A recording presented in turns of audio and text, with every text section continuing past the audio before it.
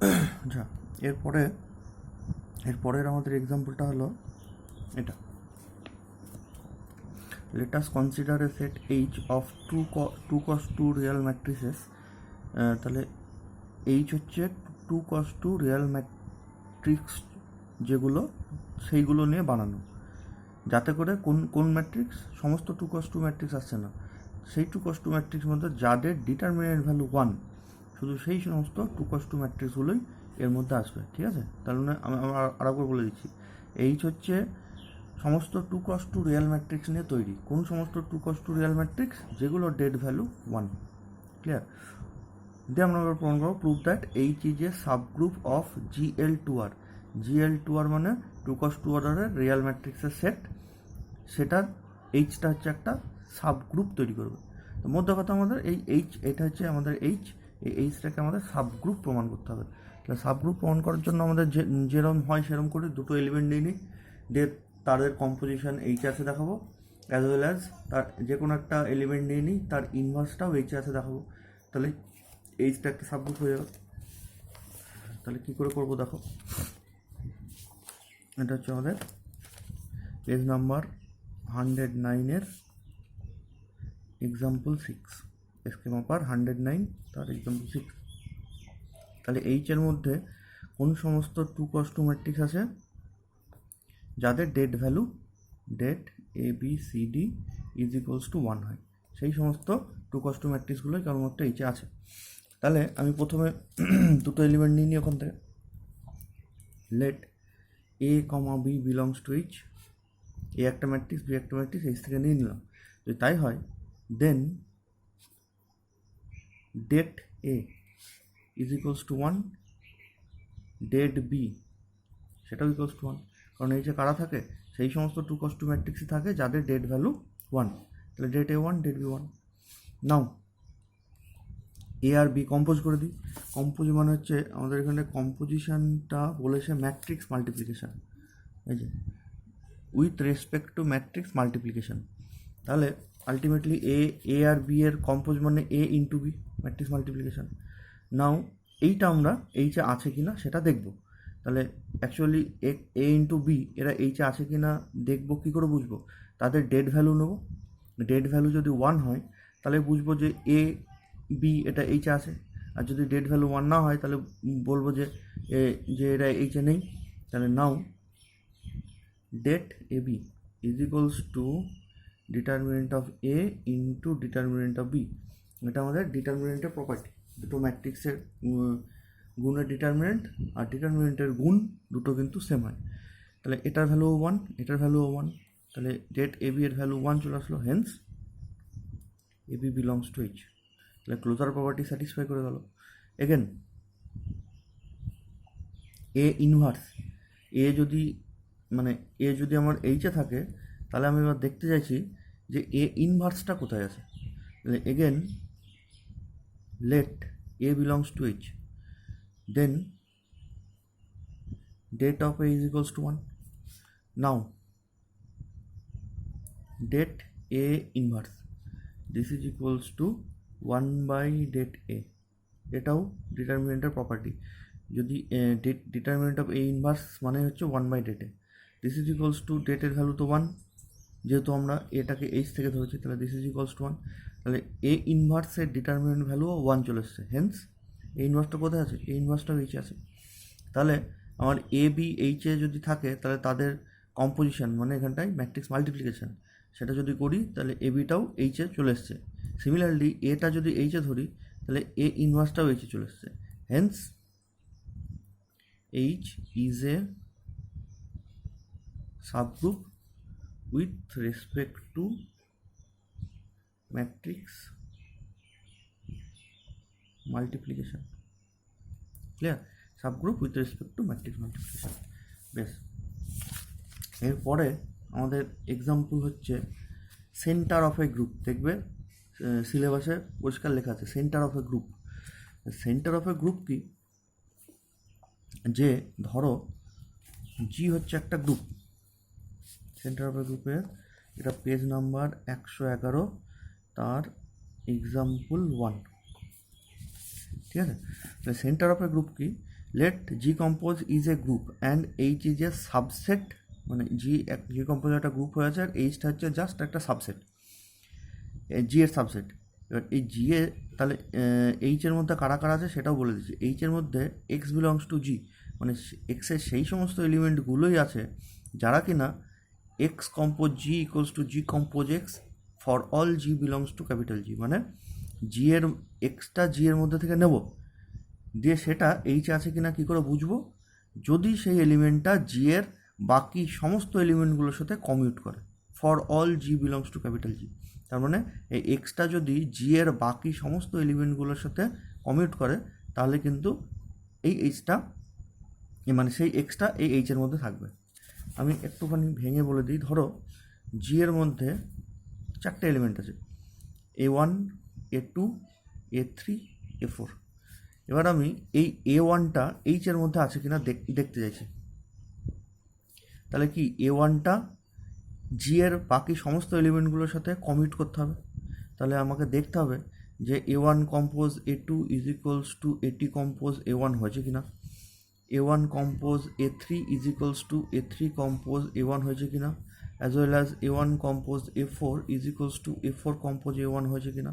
আর A1 তো নিজের সাথে সবসময়ই কমিউট করবে, নিজের সাথে আর দেখার দরকার নেই। A1টা জি এর বাকি সমস্ত এলিমেন্টগুলোর সাথে কমিউট করেছে কিনা সেটা দেখতে হবে। যদি করে যাই তাহলে A1টা চলে আসবে এইচের মধ্যে, বুঝা গেছে? যদি ধরো আরও একটা থাকতো A5, তাহলে সেটাও দেখতে হতো A1 compose A5 is equals two A5 compose A1 হলো কিনা। তাহলে এরকম দেখা যায় যে এই A1টা যেটা জি এরই সংখ্যা অ্যাকচুয়ালি, সেটা জি এর বাকি সমস্ত এলিমেন্টগুলোর সাথে আমার কমিট করে গেছে, তাহলে সেই এলিমেন্টটা আসবে এইচে। এবার A2র ক্ষেত্রে চেক করি, দেখা যাচ্ছে যেমন A2টা A1-এর সাথে অলরেডি কমিট করে গেছে। এবার A2টা আমি দেখছি A3-র সাথে করছে কিনা, ধরো হয়ে গেছে, কিন্তু A2টা A4-এর সাথে হয়নি, বুঝা গেছে? মানে A2টা A3-র সাথে হয়েছে কিন্তু A2টা A4-এর সাথে কমিউট করেনি, A2টা আবার A5-এর সাথে করেছে। তাহলে আলটিমেটলি A2টা কি আমি বলতে পারি যে জি এর সমস্ত এলিমেন্টের সাথে কমিউট করেছে? A2টা A1-এর সাথে করেছে, A2-র সাথে করেছে, A3-এর সাথে করেছে, A5-এর সাথে করেছে, কিন্তু A4-এর সাথে করতে পারেনি। তাহলে A2টা কিন্তু আর এইচের মধ্যে যাবে না। কেন? কারণ A2টা জি এর সমস্ত এলিমেন্টের সাথে কমিউট করতে পারেনি। ঠিক আছে, বোঝা গেছে এইচের ক্যারেক্টারিস্টিক্স? তাহলে এইচ মানে আমাদের এরকম নিলাম, এইচের মধ্যে সেই সমস্ত এলিমেন্ট, জি এর সেই সমস্ত এলিমেন্টগুলো থাকবে যারা কিনা জি এর সমস্ত এলিমেন্টের সাথে কমিউট করে, for all G belongs to capital জি, তবেই সেই এক্সটা এইচের মধ্যে থাকবে। আচ্ছা, দিয়ে আমি এবার এটা দেখাতে চাইছি যে এটা একটা সাবগ্রুপ হয়, এই এইচটা একটা সাবগ্রুপ হয়। তাহলে দুটো এলিমেন্ট নিয়ে নিই, late x1 x2 belongs to H. তাই যদি হয় তাহলে obviously x1 compose G is equals two G compose x1 হবে। সিমিলারলি, কারণ এইচে থাকলে এলিমেন্টের তাই প্রপার্টি হয়। Similarly x2 compose G is equals two G compose x2 হবে। ক্লিয়ার? এবার আমি দেখতে চাইছি যে x1 কম্পোজ x2 সেটাও এইচে আছে কিনা। তাহলে নাও শুরু করবো এখান থেকে, x1 compose x2 compose G থেকে, this is equals to x1 compose x2 compose G associative law. কেন? x1 x2 জি এগুলো সবই হচ্ছে জি এর এলিমেন্ট, আর জিটা তো গ্রুপ অলরেডি কোশ্চেনে বলাই আছে, তাহলে অ্যাসোসিয়েটিভ প্রপার্টি আমি অ্যাপ্লাই করতে পারি আর কি। This is equals to x1 compose G compose x2। কেন এই রিলেশনটা অ্যাপ্লাই করেছি? x2 compose G equals to G compose x2। ঠিক আছে, পরের লাইনে আবার আমি অ্যাসোসিয়েটিভ প্রপার্টি অ্যাপ্লাই করছি, x1 compose G compose x2 this equals to এটার উপর আমি এইটা অ্যাপ্লাই করছি, x1 compose G equals to G compose x1। তাহলে এটাকে উল্টে জি compose x1 compose x2 this equals to G compose x1 compose x2। তাহলে এইচের আমি দুটো সংখ্যা নিয়েছি, তারা এই প্রপার্টিটাকে স্যাটিসফাই করে গেছে। তার মানে x1 কম্পোজ x2টা জি এর সাথে কমিট করে গেছে, যেখানে জিটা কি ক্যাপিটাল জি এর যে কোনো একটা জেনারেল এলিমেন্ট, আমি পার্টিকুলার কোনো এলিমেন্ট নিইনি। তাহলে this relation hold for all G belongs to capital জি আমি লিখতেই পারি। কারণ জি তো কোনো পার্টিকুলার ক্যাপিটাল জেড এলিমেন্ট নয়। তাই যদি হয় জি এর সাথে এই সংখ্যাটা যদি কমিট করে যায়, তাহলে এটা আমি এইচ আছে বলবো। দেন x1 কম্পোজ x2 সেটা এইচে চলে এসছে, ক্লোজার প্রপার্টি স্যাটিসফাই করে গেল। এগেন ইনভার্সটা দেখি, x1 belongs to H, then x1 compose g is equals to g compose x1 for all g belongs to capital G। এবার আমি দেখতে চাইছি x1 ইনভার্সটা এইচে আছে কিনা, ঠিক আছে? তার জন্য কি করব, আমি এই রিলেশনটার বোথ সাইডে x1 ইনভার্স কম্পোজ করে দেবো, এটা একটু মনে রাখতে হবে। তাহলে x1 inverse compose x1 compose g compose x1 inverse is equals to x1 inverse compose g compose x1 compose x1 inverse। This imply এই x1 ইনভার্স মিলে কী হবে, আইডেন্টিটি হয়ে যাবে, পড়ে থাকবে g compose x1 inverse is equals two এইটার এটা মিলে কী হয়ে যাবে, আবার আইডেন্টিটি হয়ে যাবে, পড়ে থাকবে x1 ইনভার্স কম্পোজ g। তাহলে x1 ইনভার্সটাও জি এর সাথে কমিট করেছে, কোন G, for all G belongs to capital G, কোনো পার্টিকুলার জি আমি নিইনি, তাহলে সমস্ত জি এর জন্য এটা স্যাটিসফাই করবে। তাহলে জি x1 ইনভার্সটা জি এর সাথে কমিট করলে পরের লাইনে কী লিখবো, hence x1 inverse belongs to H, ঠিক আছে?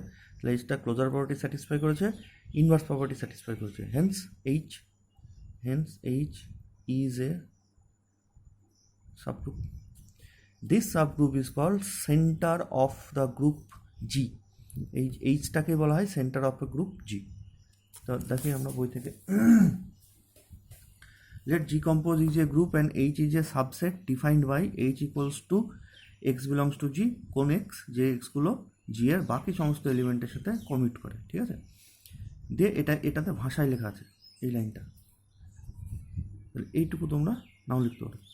তাহলে এইটা এরকম ধরলাম, now we will prove that H compose is a subgroup of G compose, আমরা এটা প্রমাণ করতে চাইছি।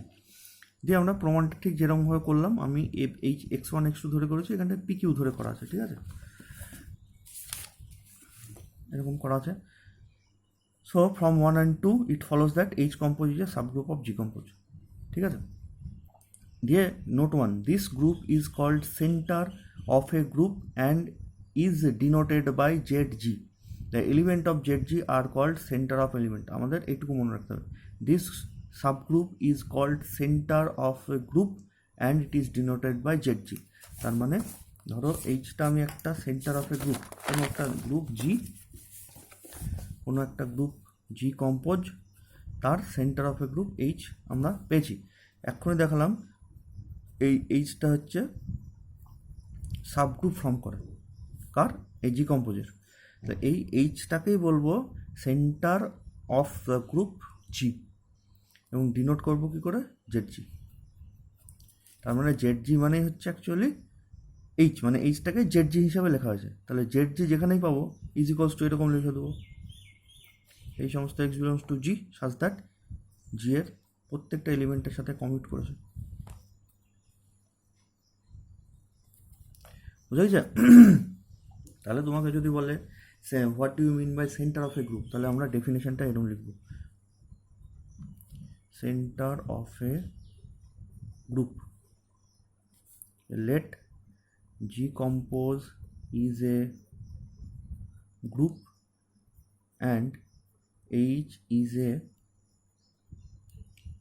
subset of G such that H is equals to X belongs to G such that X compose G is equals to G compose X for all G belongs to capital G, ঠিক আছে? Now we can prove that H compose will form a subgroup of G compose. This subgroup H compose is called center of the group G compose and is denoted by ZG. ক্লিয়ার? Centre of a গ্রুপের যদি definition দেয় তাহলে এরকম লিখবো যে H মানে একটা সাবসেট ধরলাম, আমরা এখন এইচ কম্পোজটাকে প্রমাণ করতে পারি একটা সাবগ্রুপ হবে জি কম্পোজের। এই এইচ কম্পোজটাকে আমরা centre of the group G compose বলবো এবং এটাকে ডিনোট করবো জেড জি দিয়ে। এটা যদি 1 নম্বর বা 2 নম্বর হয় এরকম ডেফিনেশন দিয়ে ছেড়ে দেবো। আর যদি 5 নম্বর দেয় তাহলে এই প্রমাণটা আমাদের করতে হবে যে এইচ কম্পোজটা ফর্মের সাবগ্রুপ, সেটার প্রমাণটা আমাদের করতে হবে, ওই যে প্রমাণটা এক্ষুনি আমরা করলাম বা বইও করা আছে। দিয়ে তারপর বলবো যে this subgroup H compose is called centre of a group. ঠিক আছে? আচ্ছা, তারপরে note 2, Z G is a commutative subgroup of G. কেন কমিউটেটিভ? কারণ এইচ মানে তো আমাদের অ্যাকচুয়ালি জেড জি, কারণ এটাকে ডিনোট করছি জেড জি। তাহলে জেড জি এর এলিমেন্টগুলো কি দেখো সব কমিট করছে, x compose G equals to G compose x commit করে যাচ্ছে। তাহলে জেড জিটা কিন্তু অ্যাকচুয়ালি সবসময়ই কমিউটেটিভ হবে, তাতে জি কমিউটেটিভ হোক আর না হোক। বুঝা গেছে আমার কথা? জিটা আমার কমিউটেটিভ হোক বা না হোক, জেড জিটা কিন্তু সবসময় কমিউটেটিভ হবে। কারণ জিটা আচ্ছা ছাড়ো, বেশি ডিটেলসে যা লাভ নেই। তাহলে আমাকে যদি একটা কোশ্চেন দেয় যে এখানটা আমি লিখে রেখেছি, give an example where subgroup is commutative whatever the group may be, মানে গ্রুপ যাই হোক সাবগ্রুপটা কমিউটেটিভ হবে, এরকম একটা উদাহরণ দেবো। তাহলে আমরা লিখবো যে centre of a group is always commutative subgroup what ever G may be. ঠিক আছে? তাহলে কোশ্চেনটা এরকম আমি লিখে দিচ্ছি, give an example of a subgroup which is always commutative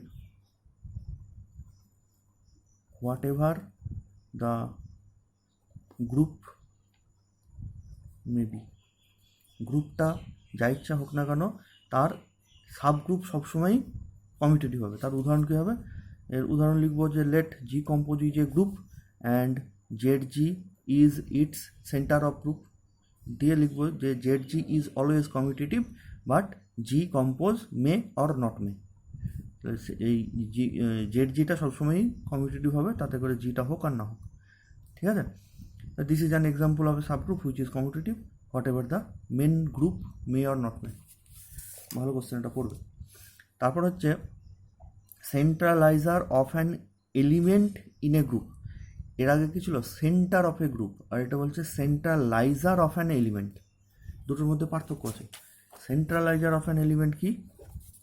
আমি জি থেকে পার্টিকুলার একটা এলিমেন্ট নিলাম, মানে জি কম্পোজ ধরো একটা গ্রুপ, এই জি থেকে আমি পার্টিকুলার একটা জি এ বলে এলিমেন্ট নিলাম, দিয়ে আমি একটা সাবসেট বানাচ্ছি সেই সমস্ত x belongs to G such that a compose x is equals to x compose A for all x belongs to capital জি। ঠিক আছে? All x belongs to capital জি তো আমি লিখে দিয়েছি, এই ফর অল এক্স লেখার দরকার নেই। তাহলে সেন্ট্রালাইজার অফ অ্যান এলিমেন্ট মানে কি? জি থেকে পার্টিকুলার একটা এলিমেন্ট নিয়েছি, সেই এলিমেন্টের সাথে জি এর যে সমস্ত এলিমেন্টগুলো কমিট করেছে সেই সমস্ত এলিমেন্টগুলোই আমার হচ্ছে ওই এইচএসসি। বুঝা গেছে? তাহলে আগের সাথে এটা বেসিক পার্থক্য কী? আগেরটার জি কম্পোজ ছিল সেন্টার অফ এ গ্রুপ, ধরো এর 4টে A1 A2 A3 A4 দিয়ে দেখা গেছে যে A1টা জি এর সমস্ত এলিমেন্টগুলোর সাথে কমিট করে গেছে, তাহলে এইচের মধ্যে A1 চলে এসছে। সিমিলারলি A2টা জি এর সমস্ত এলিমেন্টের সাথে, বাকি সমস্ত এলিমেন্টগুলোর সাথে, নিজের সাথে তো অবভিয়াসলি কমিট করবেই, বাকি সমস্ত এলিমেন্টের সাথে কমিট করে গেছে, তাহলে A2টা চলে এসছে। A3টা জি এর সমস্ত এলিমেন্টের সাথে কমিট করতে পারেনি, সেই জন্য A3টা আসতে পারেনি। আবার দেখা গেছে A4টাও চলে এসছে, মানে A4টা বাকি সমস্ত এলিমেন্টের সাথে কমিট করে গেছে, তাহলে A4টাও চলে আসবে। ঠিক আছে? এটা কি? Centre of a group, centre of group G compose. G কম্পোজের সেন্টার অফ গ্রুপ বলতে এটা বোঝাবে। এবার হচ্ছে সেন্ট্রালাইজার অফ অ্যান এলিমেন্ট, মানে এই A1 হচ্ছে জি থেকে একটা এলিমেন্ট নিলাম, ঠিক আছে? তাহলে এই A1টা A2 A3 A4 এদের সবারই সাথে কমিট করেছে, যদি হয় তাহলে সেন্ট্রালাইজার অফ A1 সেটার মধ্যে আসবে A2 A3 A4। Similarly সেন্ট্রালাইজার of A1 এটা, সিমিলারলি সেন্ট্রালাইজার অফ A2 কী করে পাবো, A2টা যার যার সাথে কমিট করবে।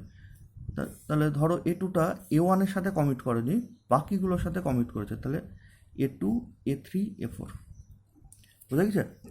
A2টা A1-এর সাথে করেনি, কিন্তু দেখা যাচ্ছে যে